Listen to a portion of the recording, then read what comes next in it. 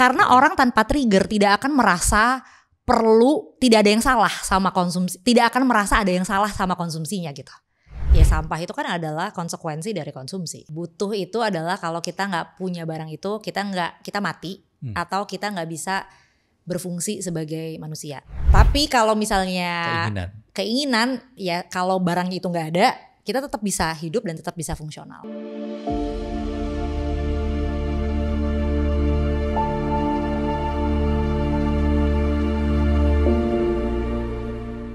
Selamat datang di Pulih dan Selaras. Kali ini teman ngobrol saya namanya Mbak Cempaka Asriani. Halo. Bener ya? Benar. Founder Sari Studio. Betul. Dan konten kreator. Ya. Nanti kita akan ngobrolin tentang Sari Studio juga ya. Saya penasaran ya. Karena dari kata Sari itu kan kalau bahasa Jawa ya. Betul. Itu adalah tidur. Betul. Ya, dan itu bahasa Kromo Inggil. Betul. Ya kan. Tidur, tilem, sari. Nanti kita ngobrolin itu. Tapi pertanyaan pertama terkait dengan apa yang kamu bagikan selama ini, suarakan selama ini di sosial media, terutama di Instagram ya. Main sosial media yang lain juga nggak? Ada Instagram dan TikTok. Oke, karena aku anak Instagram. Nggak main itu. Aku tahu kontenmu di Instagram tentang mindful consumption. Sehingga pertanyaan pertama adalah gimana caranya kita memulai supaya bisa mindful consumption di tengah derasnya, bisa dikatakan serangan ya, atau mungkin pengaruh untuk mindless consumption, ya, atau pengaruh untuk beli lagi, dan nggak ada habisnya. Mulai dari mana Mbak sebaiknya? Pertama tapi sebenarnya perlu dipahami dulu ya bahwa orang tuh baru bisa mengkonsumsi dengan sadar atau ya mindful consumption itu sebenarnya ketika ada triggernya dulu gitu. Jadi itu yang saya temukan saat konten ini gitu ya. Karena mungkin buat orang-orang yang kalau orang-orangnya udah sadar nih bahwa kayak pola konsumsinya nggak bener nih gitu, kayak harus ada triggernya dulu baru bisa mulai untuk lebih bijak lagi dalam konsumsi. Nah triggernya tuh sebenarnya macam-macam. Pertama kalau yang paling banyak yang suka muncul di komen Instagram saya atau social media saya, itu banyak yang bilang triggernya adalah ekonomi. Jadi misalnya kelilit pinjol, kelilit utang kartu kredit, nggak punya uang, habis gitu gajinya setiap bulan untuk beli misalnya gitu. Terus kedua triggernya adalah mental health, merasa punya banyak barang tapi kok nggak happy ya gitu.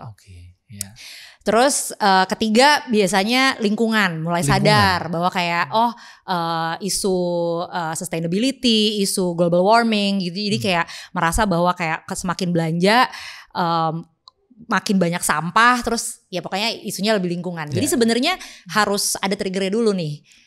Untuk bisa memulai. Karena dari trigger ya. Karena orang tanpa trigger tidak akan merasa tidak ada yang salah sama konsumsi, tidak akan merasa ada yang salah sama konsumsinya gitu. Bener banget itu. Dan susah gitu maksudnya. Dan bisa dibilang saya tuh memang mungkin kenapa orang responsif terhadap konten-konten saya gitu ya, karena memang sekarang ini orang tuh lagi merasakan trigger yang pertama, which is ekonomi yang sulit. Kita sekarang hidup di era di Indonesia situasi ekonomi lagi gak menentu. Jadi trigger akan ketidakmampuan atau gak punya duit gitu istilahnya gitu ya. Itu tuh lagi berasa banget. Nah di situ dan saya merasa bahwa itu tuh adalah momentum, makanya kenapa respon orang terhadap konten saya tuh positif, banyak yang setuju dan segala macam, dan akhirnya sadar nih bahwa kayak ada yang salah sama pola konsumsinya adalah karena trigger yang pertama gitu. Jadi perlu disadari dulu bahwa is that a problem for you or not gitu. Nah berarti ketika udah ada triggernya, apapun triggernya, tapi paling nggak udah sadar nih bahwa kayak ada yang nggak bener dari pola konsumsi. Kemudian bagaimana sih caranya bisa lebih mindful? Langsung ke ini ya berarti lebih ke memulainya ya berarti ya. Nah bagaimana untuk memulainya kalau karena saya pernah ada di posisi itu sebenarnya. Saya datang dari orang-orang yang unconscious consumption gitu ya. Mindless consumption. Mindless consumption gitu.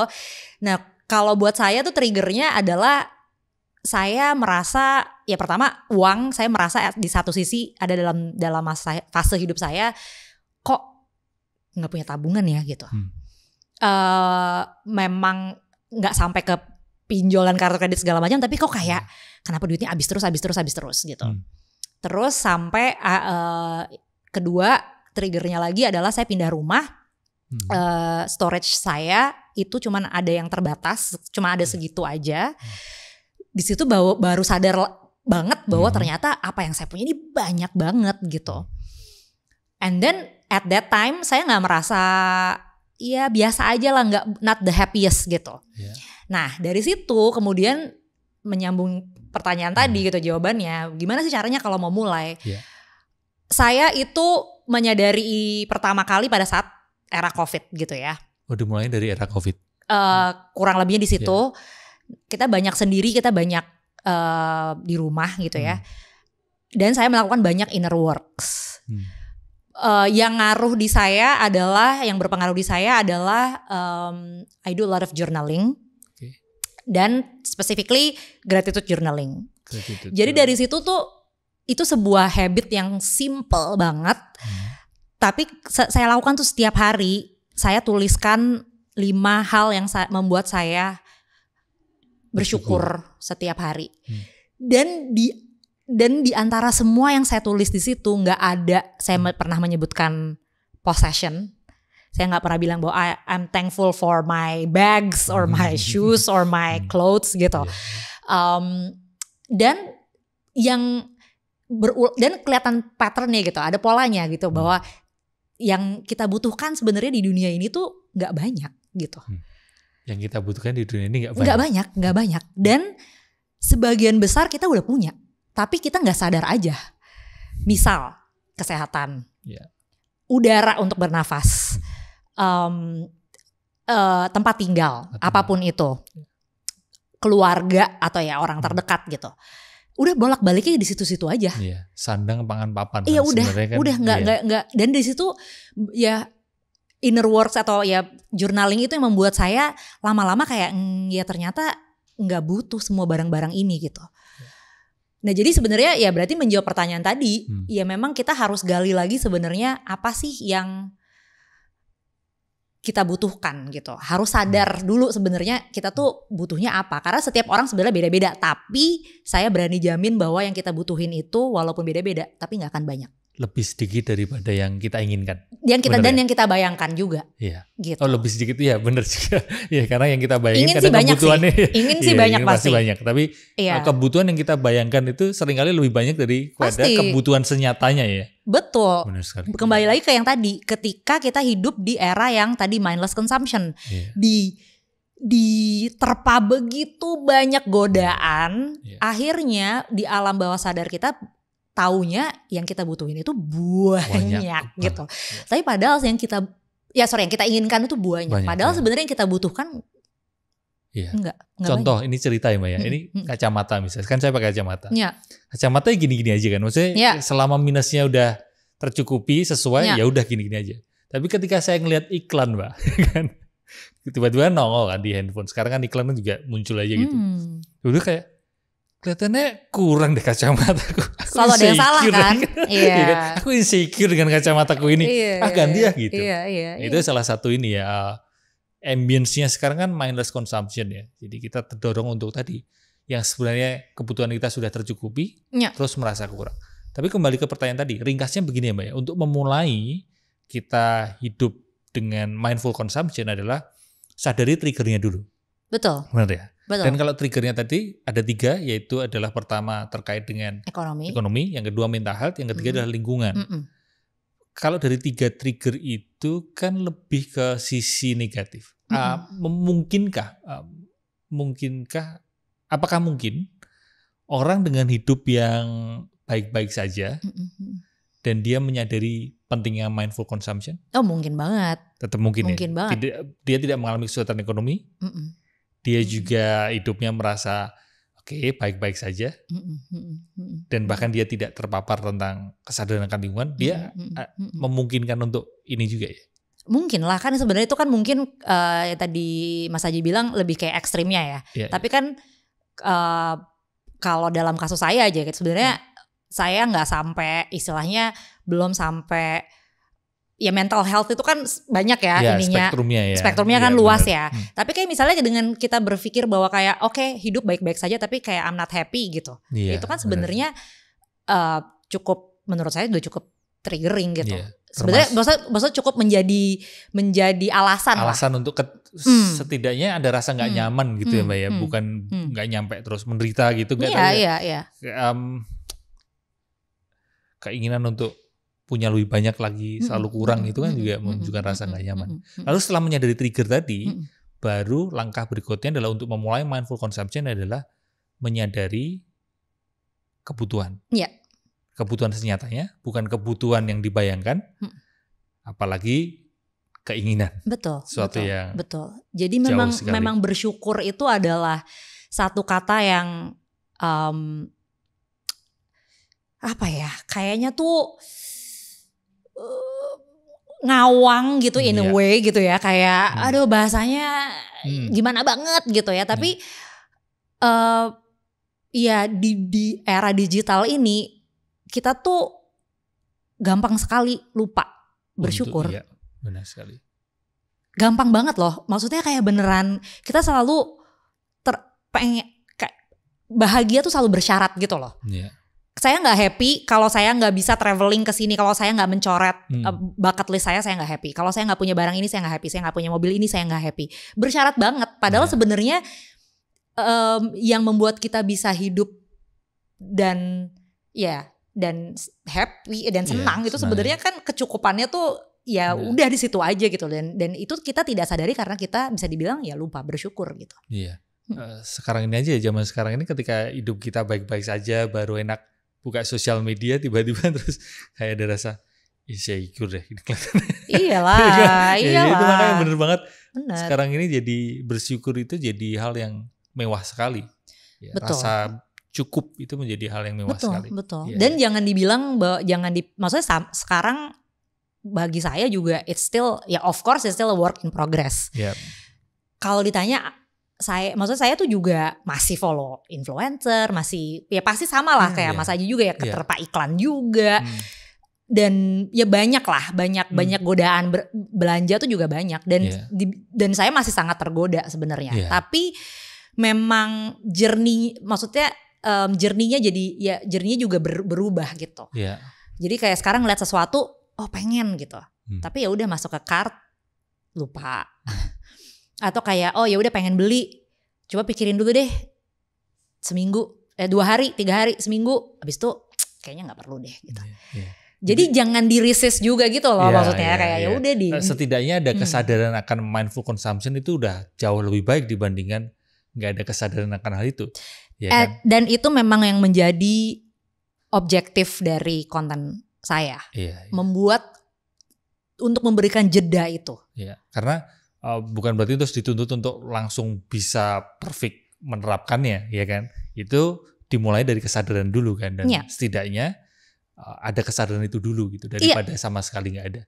Tapi kalau selama ini ketika Mbak Cempaka membagikan tentang mindful consumption, ada misconception nggak Mbak? Atau miskonsepsi salah kaprah lah ya terkait pemahaman orang terkait dengan mindful consumption ini? Yang paling sering saya dapatkan adalah banyak yang berpikir bahwa mindful consumption artinya no consumption at all. Ada juga yang berpikir seperti itu. Iya, jadi kayak ngerasanya saya tuh duta anti belanja gitu loh. Kayak wah ini pasti musuhnya semua brand karena kayak nyuruh nggak belanja gitu. Terus kayak punya brand tapi kok malah nyuruh nggak belanja. Itu sebetulnya misconception yang paling besar. Karena selama manusia hidup mereka akan konsumsi. Tapi the idea of mindful consumption itu atau prinsip utama atau ya satu-satunya bahkan menurut saya tentang mindful consumption atau mengkonsumsi dengan bijak itu adalah bukan tentang di mana kita belanja, tapi gimana, how to shopnya. Bukan di mana, bukan di mana, tapi gimana. Tapi how-nya ya. Iya. Jadi ya karena manusia itu selama hidup pasti akan konsumsi. Iya. Artinya ya belanja silahkan aja. Iya. Nggak ada masalah sama belanja karena ya pasti kita banyak kebutuhan lah gitu. Istilahnya pasti ada, bukan banyak. Kita pasti ada lah kebutuhan. Iya. Dan itu akan membuat ya at some point harus belanja juga. Nah tapi how-nya nih yang penting gitu. Bagaimana kita bisa belanja dengan lebih bijak, dengan lebih baik lagi, dengan lebih bertanggung jawab dan seterusnya. Itu sebenarnya yang menjadi prinsip utama dari mindful consumption. Jadi this is not about telling people to stop shopping karena tidak mungkin dan tidak realistis gitu ya. Tapi lebih tentang bagaimana sebenarnya kita bisa mengkonsumsi dengan lebih bijak lagi. Ya, lebih bijak, lebih sadar. Jadi memilih apakah ini benar-benar yang kita butuhin atau enggak. Betul. Benar seperti itu ya. Oke. Ada lagi misconsumption yang lain? Enggak sih, itu yang paling ya. yang sering banget muncul. Ternyata ada ya yang beranggapan bahwa Mbak Cempaka itu mindful consumption adalah no consumption at all. Ada yang seperti itu ya. Atau mungkin ada juga yang gini ya. Berarti nggak menggerakkan ekonomi. Itu banyak itu. Itu turunannya. Iya kan? Turunannya. Spotlight effect, Mbak. Saya ingin ngomongin tentang hal ini dan ini ada kaitannya dengan fashion ya. Nah, hubungannya apa? Spotlight effect. Mungkin dijelasin sekilas dulu buat teman-teman yang belum tahu apa itu spotlight effect. Hubungannya dengan membeli barang lebih ke fashion gitu. Oke, jadi spotlight effect itu adalah psychological bias, di mana manusia itu berpikir bahwa dia itu akan diingat orang dalam frekuensi yang sering atau lebih banyak daripada yang sebenarnya orang tuh ingat tentang dia gitu. Jadi misalnya kalau misalnya saya ketemu, ini untuk konteksnya yang kita sering ketemu sama orang gitu, misalnya di kantor gitu atau misalnya di sekolah gitu. Si A itulah ketemu misalnya gitu. Jadi kayak gitu. kita tuh ngerasanya orang tuh notice-nya tuh sering banget tentang kita. Jadi sadar akan apa yang kita pakai. Penampilan kita dan sebagainya, jadi kayaknya itu detail banget gitu ya. Orang tuh ngiranya orang tuh peduli banget. Iya, inget banget gitu. Padahal sebenarnya secara teori atau secara riset, orang itu tidak sebanyak, angkanya selalu di bawah itu. Jadi jumlah, memang ya tadi psychological bias, kita memang lebih ngerasanya tuh lebih banyak, padahal sebenarnya in reality itu nggak segitu ingetnya. Si A ngiranya, kita ngiranya si A akan ingat terus. Saya mengiranya si A ini akan mengingat 100%. Penampilanku, ya kan, fashionku, sepatuku dan sebagainya. Padahal kenyataannya nggak nyampe 20% mungkin dia ingat. Iya, lebih sedikit pasti. Lebih sedikit ya kan. Itu spotlight effect ya. Itu spotlight effect. Dan kaitannya sama fashion adalah risetnya itu jadi riset itu membuktikan bahwa orang itu memang lebih, jadi gini ya. Pertama psychological bias tadi kan udah menentukan bahwa sebenarnya orang tuh nggak seinget itulah sama orang lain, gampangnya gitu ya. Bahkan gini, nggak sepeduli itu. Iya, nggak sepeduli itu, betul, exactly, nggak sepeduli itu. Tapi untuk yang peduli itu lebih peduli dan lebih ingat sama wajah daripada sama fashion. Karena kemampuan otak kita itu bisa mengenali wajah. Karena unsur familiarity-nya. Suka gitu kan? Kenal gak orang ini? Siapa ya? Ini loh, dikasih lihat fotonya. Oh ya, familiar nih gitu. Jadi wajah, kemampuan otak kita tuh bisa mengenal, atau itu tuh mengenal wajah itu karena familiarity. Jadi sebenarnya dia tuh nggak tahu precisely juga, nggak tahu spesifik. Bahwa Aji adalah pakai kacamata, alisnya begini, nggak tahu segitunya sebenarnya. Tapi familiar aja, kayak pernah lihat nih gitu. Atau di memori dia udah cukup banyak wajah-wajah yang mirip dengan si. Betul. Dalam hal ini saya. Dan gitu familiarity itu tidak ada di fashion. Jadi makanya orang lebih ingat muka. ketimbang mengingat bajunya. Iya. Gitu. Dan masalahnya tentang membeli fashion itu, dan orang karena si spotlight effect ini, akhirnya orang jadi merasa punya alasan lagi untuk beli lagi dan lagi karena nggak mau pakai baju yang sama lebih dari satu kali gitu. misalnya ketemu orang yang sering ketemu ini nih, entah pacarnya, entah siapanya gitu ya, kayak nggak mau kalau bajunya sama terus gitu. Ntar dia ingat lagi kan ingat, masa nanti mereka akan ingat baju gue itu aja gitu. Nah itu ini apa bikin aku ingat beberapa kali, bahkan sebenarnya cukup sering sih kalau aku lihat di komen atau mungkin di DM gitu. Itu aku ditegur sama netizen. Mas Aji kok bajunya itu aja gitu. Nah itu deh. Karena ya menurutku ya nggak terlalu ini banget lah, maksudnya ya itu tadi, karena aku juga tahu bahwa orang itu nggak terlalu mempedulikan tentang fashionku gitu. Tadi orang itu lebih ingat wajah kita daripada baju kita. Tapi ini dalam konteksnya ketemu langsung ya. Beda kalau misalnya memang kalau ngeliat di sosial media foto, video, memang ada dokumentasi, itu beda. Kalau kita lihat foto gitu ya, di foto barangnya sama terus ya, itu kan ada beda. Tapi ini kalau ketemu langsung.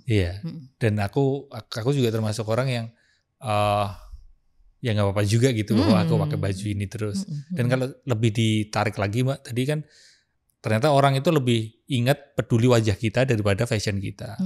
Dan ada yang bilang begini, aku sempat baca, orang itu akan lebih ingat gimana dia merasakan emosi ketika bersama kita. Betul sekali. Daripada apapun itu ya. Betul. Oh si A itu bikin aku senang, oh si B itu bikin aku gembira dan sebagainya. Itulah yang lebih diingat orang gitu, secara emosi gitu. Betul. Kalau tadi dari Spotlight Effect Mbak, saya kepengen ngajak untuk ngobrolin tentang, karena ini di awal tahun 2025, maksudnya sudah Februari ya. Di awal tahun 2005 atau mungkin akhir 2024 itu cukup ramai di sosial media kata no buy. Ya. Menurut kamu apa yang ini mungkin subjektif ya, tapi kalau kamu sendiri di tahun 2005 ini kamu berkomitmen untuk nggak beli apa atau nggak ngikutin apa? Yang paling apa yang kalau ditanya apa yang akan ya no buy-ku apa di 2025, yang paling yang muncul pertama kali adalah disposable product, misal contoh kapas, air minum kemasan, pembalut, itu akan semakin, atau ya plastik sekali pakai, sesuatu yang memang disposable itu yang akan saya hindari atau ya sebisa mungkin nggak. Sebenarnya beberapa item itu udah saya tidak beli lagi. Jadi misalnya kayak pembalut saya udah nggak beli lagi udah 5 tahun. Kalau kapas Mbak? Kapas juga nggak. Kapas pakai yang bisa dicuci. Waduh ya. Kan buat yang makeup itu kan biasanya pakai kapas ya untuk ngilangin itu. Oh ada yang bisa dicuci. Ada yang bisa dicuci. Jadi itu nggak berapa lama saya pakai pembalut yang bisa ya reusable gitu ya. Saya beli si kapas itu, dan sebenarnya sekarang opsi-opsinya banyak. Sampai cotton bud itu juga udah ada yang nggak sekali buang, ada. Jadi itu yang paling yang committed lah istilahnya gitu. Yang selain itu yang berusaha saya, karena sebenarnya kalau itu lebih ke dampak sampahnya sih. Iya. Saya tuh setiap kali pergi, saya kan anak pantai nih ya. Jadi setiap anak pantai. Ya, kalau liburan seneng banget lah ke pantai. Tapi sekarang setiap ke pantai sedih banget. Iya. Karena sampah dimana-mana. Beneran deh. Itu tuh bener-bener bikin drop gitu loh. Kayak wah happy banget, happy sama keluarga, sama teman-teman. Tapi nanti tuh ngelihat sampah betapa banyaknya itu sangat bikin saya tuh sedih gitu lah. Jadi itulah yang memotivasi saya untuk lebih, atau udah deh kalau yang sekali pakai udah. Karena sekarang opsi yang reusable-nya juga semakin ada banyak. Gitu ya. Ada. Apalagi nonton di dokumenter By Now itu di Netflix, salah satu segmennya terkait tentang sampah kan. Betul. Sampah itu ternyata sebanyak itu loh ya. Iya. Dan itu ulah manusia itu. Iya betul. Yang nyampahnya nggak karu-karuan ya. Ya konsumsi kan. Ya konsumsi. Lagi. Itu kan adalah ya sampah itu kan adalah konsekuensi dari konsumsi. Iya. Kalau ke ini hubungan mindful consumption dengan Sari Studio apa? Maksudnya ada hubungannya kah? Kenapa kamu bikin Sari Studio dan seperti apa? Hubungannya memang bukan. Jadi kalau ditanya hubungannya sebenarnya gini. ini agak panjang, agak mundur sedikit dulu ya. Oh, Jadi nggak apa-apa. Mundur, kursinya mundur. Pembicaraan. Oh, bicara. Jadi sebenarnya gini, saya itu memulai karir itu kan sebagai jurnalis fashion. Oke.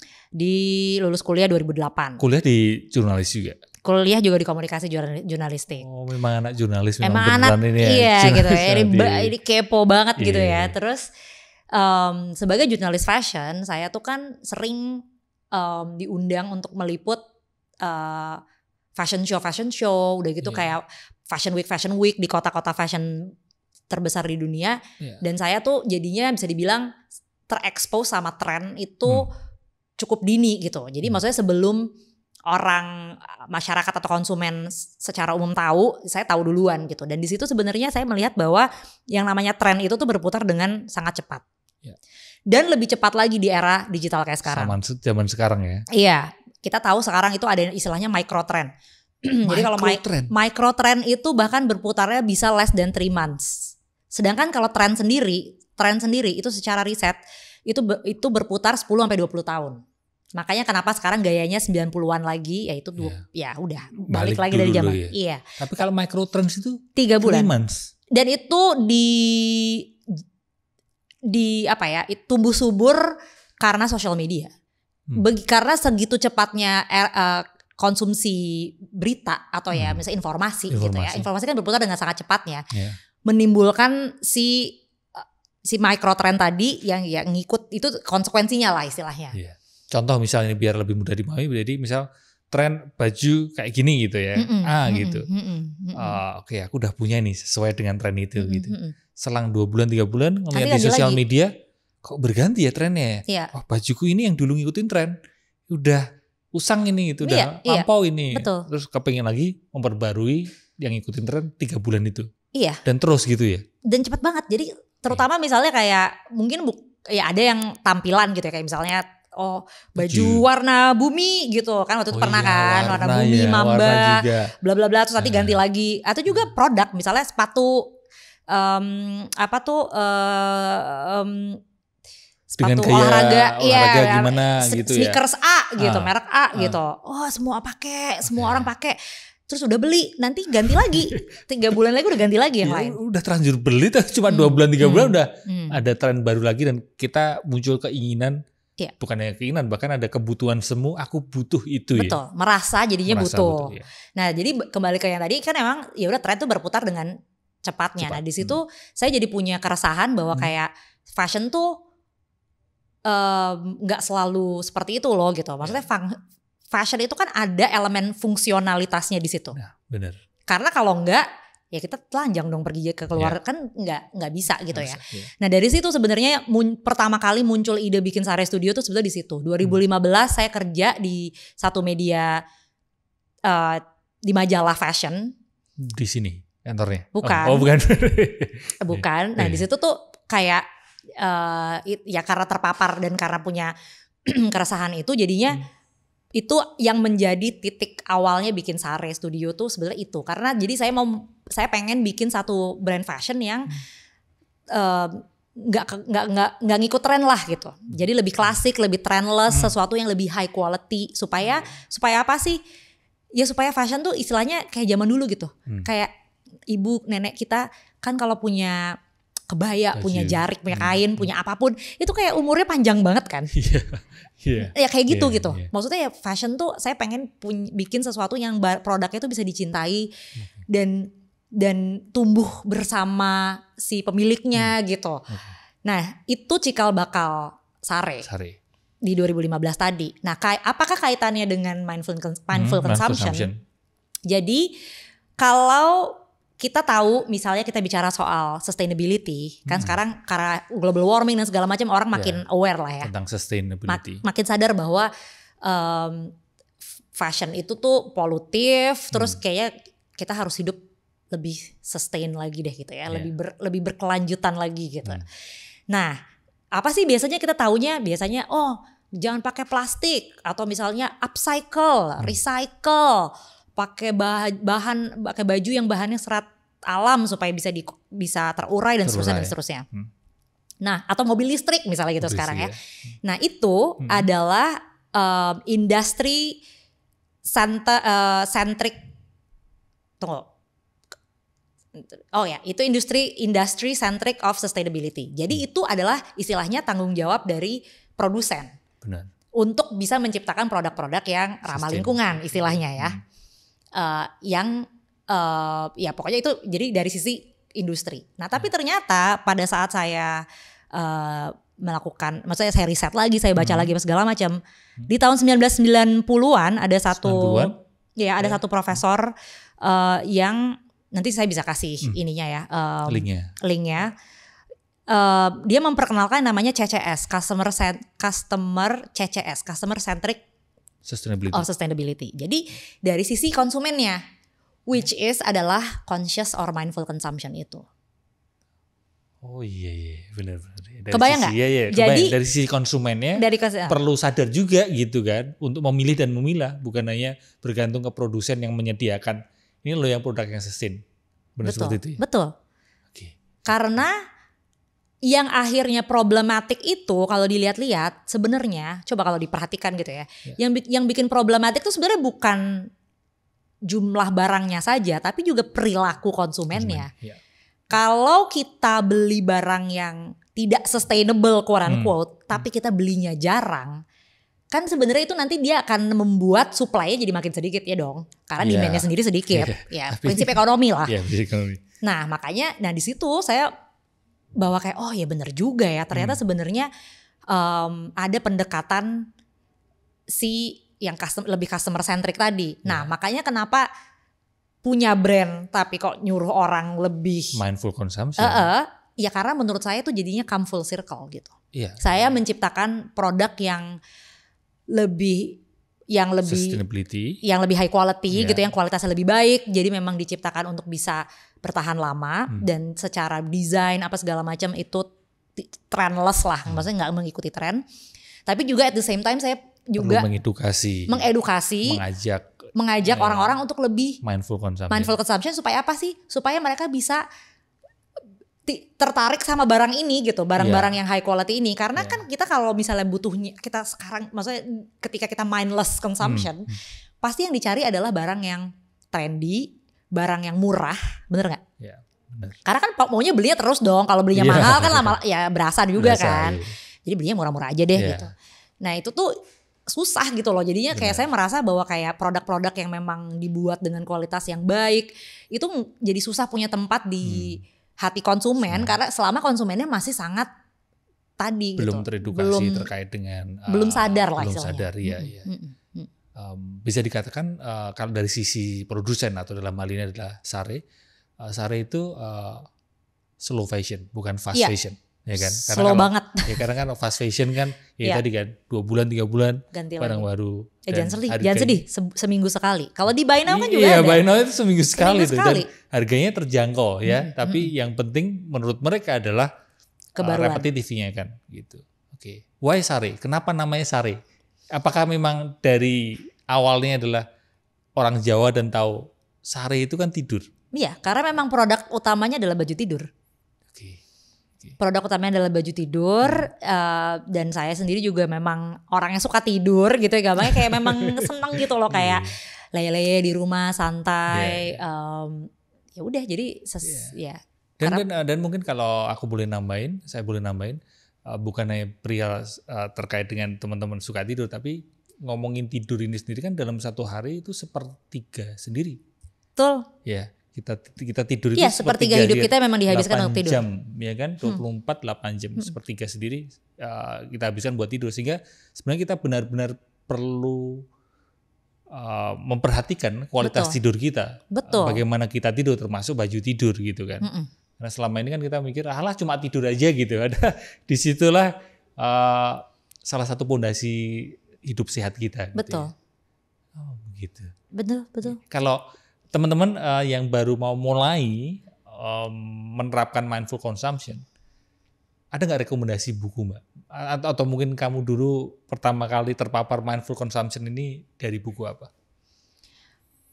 Kalau buku saya baca itu lumayan banyak, ada di konten saya juga, saya ada listnya ya. Tapi kalau dari semua buku yang pernah saya baca, kalau dari sisi konsumen, jadi kalau teman-teman tuh lebih konsumen gitu ya, saya menyarankan baca buku Fumio Sasaki, judulnya Goodbye Things. Goodbye Things. Yeah. Itu memang ekstrim banget ya kan, karena dia beneran goodbye things ya. Bener-bener goodbye things gitu. Tapi itu bener-bener ya itu membuka mata saya bahwa kayak ternyata emang yang kita butuhin itu memang gak banyak gitu. Nah kalau misalnya dari sisi produsen, kalau teman-teman adalah misalnya punya bisnis gitu ya, yang menarik adalah baca buku judulnya Cradle to Cradle. Baru dengar aku. Cradle to Cradle, pengarangnya? Cradle to Cradle by Michael Braungart and William McDonnell. Jadi Cradle to Cradle itu kenapa menarik adalah sebenarnya gampangnya. Jadi dia itu memang kalau nggak salah seorang insinyur produk gitu ya, product engineer gitu, product designer. Nah dia itu punya premis bahwa kalau kita mau mengkonsumsi dengan lebih sustainable, sebenarnya juga untuk menciptakan produk yang sustainable, kita juga harus memahami bagaimana produk itu tuh dikonsumsi gitu. Jadi dia ngasih contoh misalnya kalau kita mau jual katakanlah misalnya sabun. Sabun itu kan terdiri dari sabun cair gitu ya. Itu kan terdiri dari air dan ya formulanya gitu ya di dalam situ, dimasukin ke dalam botol, terus ya udah di shipping, ada di toko-toko gitu ya. Artinya kan pertama dia makan tempat. Ngirimnya juga berarti ya maksudnya berat dan segala macam. Nah jadi bisa dia menawarkan kayak kalau misalnya bikin produk seperti itu, makanya kenapa sabun batang itu menjadi lebih opsi yang lebih sustainable. Karena kan kita nggak ngambil airnya pertama, jadi nggak mengambil resource air. Iya. Bener nggak? Ya. Karena kan ya udah ya dia berupa padat gitu. Padat ya.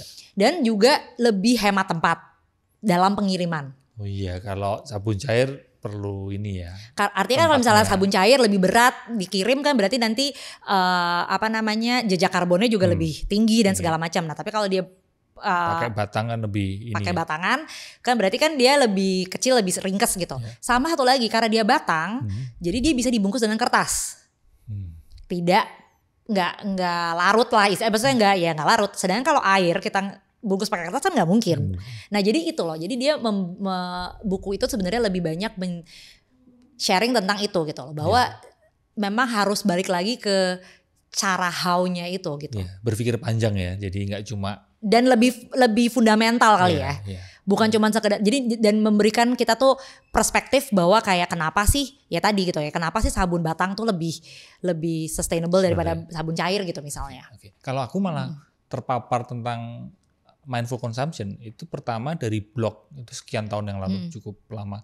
Leo Babauta. Itu dia punya blog dulu Zen Habits. Ya, tapi terus dia bikin minimal is.me kalau nggak salah blognya. Itu ngomongin tentang mindful consumption. Lalu The Minimalist, si dokumenter di Netflix juga, dua orang itu. Ya kan, itu kan juga reach-nya kemana-mana gitu, luas juga kan itu. Tuh jadi Less is Now kalau nggak salah. Oh iya benar, Less is Now ya. Selain Buy Now, film dokumenter Less is Now itu yang menyadarkan juga. Iya, ternyata sepenting itu kita perlu mindful consumption. Gitu. Ini pertanyaan terakhir ini Mbak.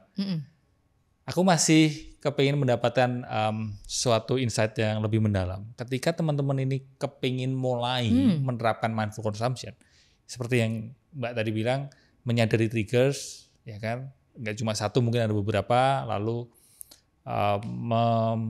memilah, oh ini beneran yang aku butuhin, oh itu keinginan. Tapi aku pengen tahu gimana membedakan antara kebutuhan dan keinginan, ya kan? Karena biasanya kebingungannya di situ, di titik itulah yang ini beneran aku butuhin atau ini sebenarnya aku butuh atau sebenarnya aku cuma ingin ya gitu. Itu gimana? Ada pengalaman yang mungkin bisa di-share? Ada banget, ada yang paling gampang sebenarnya gini. Butuh itu adalah kalau kita nggak punya barang itu, kita mati atau kita nggak bisa berfungsi sebagai manusia. Itu butuh ya? Itu butuh. Misal handphone. Paling gampang deh, siapa sih yang nggak punya handphone hari gini? Kalau kita nggak punya handphone, ya nggak bisa fungsional lah, nggak Ya. bisa berfungsi kan. Jadi kita perlu handphone. Tapi kalau misalnya keinginan ya kalau barang itu nggak ada, kita tetap bisa hidup dan tetap bisa fungsional. Itu yang paling gampang. Contoh? Iya contohnya tadi misalnya kayak kembali ke handphone tadi, handphonenya sendiri itu fungsional. Jadi kita butuh. Tapi merek handphonenya apa? Nah harus itu ya, itu harus udah standarnya harus itu. Misalnya ada merek tertentu atau itu keinginan. Kalau udah merek ya. Ya bahkan ada juga yang ini terutama remaja itu kayak aku harus punya handphone itu untuk diterima oleh ini apa peer-nya, circle pertemanannya gitu. Jadi itu udah kayak keinginan yang kadang terus merasa ya aku butuh itu, aku butuh. Enggak, itu sebatas keinginan aja gitu ya Mbak ya. Jadi untuk menyeleksi atau untuk menyadari kebutuhan dan keinginan itu tadi ya. Butuh kita tidak berfungsi secara baik, keinginan kalaupun itu nggak ada ya oke aja gitu ya. Ya, makanya kita butuh jeda itu gitu. Untuk supaya bisa menjawab pertanyaan tadi gitu. Sebenarnya nih aku butuh apa aku ingin ya. Aku ini butuh atau ingin gitu. Oke, berarti lebih mendasar lagi adalah sebelum beli press pause. Betul. Press pause bisa ya bisa pause dulu atau kayak mau masukin ke cart dulu. Tapi ya jangan di check out gitu ya. Dimin aja dulu gitu. Sleep it through gitu ya. Tidurin aja dulu gitu. Tidurin semalam, 2 malam, seminggu. Kalau masih kepingin, kalau masih memang terus, kalau memang masih kepikiran gitu ya mungkin memang butuh. Karena manusia itu pasti akan melakukan sesuatu yang menjadi prioritasnya. pasti akan melakukan sesuatu yang jadi prioritas ya. Bener nggak? Kalau memang kita beneran perlu nih gitu ya. Aduh aku pulang nih habis ini mau beli beras karena di rumah beras habis. Pasti gimana caranya akan diusahain gitu. Tapi ketika itu bisa di-delay. Kalau bisa di-delay, maybe you don't need it. Makanya ada teman saya itu yang bilang gini, kalau online shop kan kadang pengirimannya bisa 2 hari 3 hari. Berarti kalau kamu beli online shop itu sebenarnya keinginan karena kan bisa di-delay 2 hari 3 hari sampai bisa seminggu, jadi, 2 minggu. Bisa jadi. Okay. Tapi tadi aku mau balik lagi, boleh nggak sih boleh. Mungkin buat teman-teman yang pengen pertanyaan yang tadi tuh, kalau misalnya mereka mau memulai mindful consumption gitu ya, mungkin cara yang itu yang tadi press pause, press pause, misalnya kayak journaling dan misalnya lebih mensyukuri, menuliskan sebenarnya hal-hal apa aja itu sebenarnya perlu. Tapi mungkin kalau fashion ya, maksudnya kalau kita bicara soal possession, maksudnya kalau fashion, yang paling efektif itu pertama adalah decluttering. Ya. Jadi sebelum misalnya kalau nggak tahu nih sebenarnya konsumsinya nih sebenarnya udah berlebihan atau enggak nih nggak tahu, tapi kayaknya menarik nih isu ini gitu, misalnya kayak tertarik untuk mau memulai gitu ya. Mulai dulu dari lihat aja dulu lemarinya dulu. Yang udah ada dulu ya. Yang ada dulu. Nah, tapi kita decluttering nih, Mas. Jadi maksudnya gini, dari kita buka lemari, terus kita mulai pisahin barang ke 3 barang. 3 kategori. 3 kategori. Pertama adalah baju yang sering dipakai, yang memang baju kita hari-hari. Kedua, baju yang jarang dipakai. Misal baju traveling gitu, kalau misalnya traveling ke tempat dingin, itu kan kita jarang pakai. Atau kayak mungkin melakukan satu olahraga yang memang punya seragam tertentu, punya kostum tertentu tapi jarang dipakai. Momen-momen khusus lah ya pakainya. Momen khusus atau kayak mungkin kalau baju kawinan gitu, misalnya jas yang memang intinya yang jarang dipakai, which setiap orang pasti beda-beda ya. Nah yang ketiga adalah barang yang sudah tidak dipakai lagi. Entah karena rusak, entah karena udah gak muat, entah karena udah gak mau misalnya ya. Atau mungkin masuk ke dalam lemari terlalu dalam kan. Nah the idea of decluttering itu sendiri membuat kita itu sadar pertama, satu, kalau kita punya barang yang ternyata lebih banyak daripada, kan kita suka lupa gitu loh, kadang kayak ternyata masih ada baju ini ya gitu. Bisa itu. Terus kedua, kita jadi bisa sadar bahwa kayak ternyata baju yang aku punya tuh sebenarnya banyak banget gitu. Dan ketiga, yang paling penting adalah kita jadi bisa menyadari bahwa sebenarnya baju yang kita pakai itu cuma itu lagi. Iya. Baik lagi tadi ya, kebutuhan kita bahkan baju pun sebenarnya ya itu lagi. Iya, jadi when it comes to conscious consumption atau mindful consumption tapi fashion ya, mulai dulu deh. Coba decluttering aja dulu gitu. Ya. Lihat aja dulu lemarinya. Iya. Seringkali yang sering terjadi adalah udah punya banyak baju, tapi ketika mau kondangan atau mau ada acara, kok aku nggak punya baju ya? Karena semakin banyak barang, semakin kita merasa tidak punya baju. Karena kapasitas otak kita tuh terbatas untuk bisa mengingat dan juga istilahnya apa ya? Ya kayak memadupadankan, kayak mikirin itu barang itu tuh kayak nggak ada space-nya, ya nggak ada space-nya. Jadi decluttering itu tadi ya? Decluttering dulu. Itu udah paling basic lah ya. Paling basic dan maksudnya kayak kalau ya apalagi kalau misalnya teman-teman yang ya tadi ya sambil bersyukur tadi ya bolehlah sambil, tapi maksudnya coba aja lihat lemari dulu. Ya itu lebih prakteknya gimana ya decluttering gitu. Oke, thank you for being here Mbak Cempaka. Dan satu insight yang mungkin saya dapatkan tadi adalah justru di akhir ini tadi mengatakan bahwa ketika kurang lebih begini, semakin banyak yang kita punya, justru semakin besar rasa kekurangan kita gitu. Betul. Ya kan? Semakin banyak yang kita punya, semakin jauh dari rasa cukup itu sendiri. Betul. Gitu. Terima kasih Mbak Cempaka. Thank you for being here. Dan di akhir Purina Selaras selalu ada pembacaan surat. Surat? Ya, surat dari anonim ya. Jadi surat ini yang menulis teman-teman ngobrol, teman-teman saya ngobrol di Purina Selaras dan anonim. Sehingga silahkan dibacakan. Wah, baik. Ini lihatnya kemana? Mana? Oke. Ya. Kuantitas bukan kualitas, hidup cuma sekali, cari kualitas yang lo inginkan. Kok selaras ya? Maksudnya, benar juga ya. Bisa sesuai dengan mindful consumption ya. Ini dikocok atau gimana? Iya, ini random. Oh, ini random. Random dari ini. Jadi nanti aku juga minta tolong Mbak Cempaka untuk menuliskan untuk teman-teman ngobrol selanjutnya. Sorry. Ini tadi saya bilangnya kuantitas bukan atau buat ya? Bukan. Oh, salah, buat.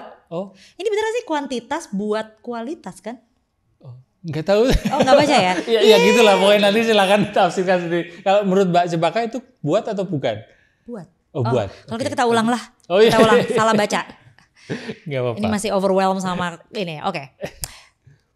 Isinya adalah kuantitas buat kualitas. Hidup cuma sekali, cari kualitas yang lo inginkan. Oke. Nah, mungkin bisa ditafsirkan sendiri teman-teman. Iya, bisa ditafsirkan sendiri ya. Iya. Tapi ini terima kasih sudah nemenin saya ngobrol di Purina Selaras. Juga teman-teman terima kasih sudah nonton dari awal sampai akhir obrolan kami di Purina Selaras. Semoga obrolan kami bisa membantu menyehatkan mental dan memulihkan batin ya. Selamat hidup sadar.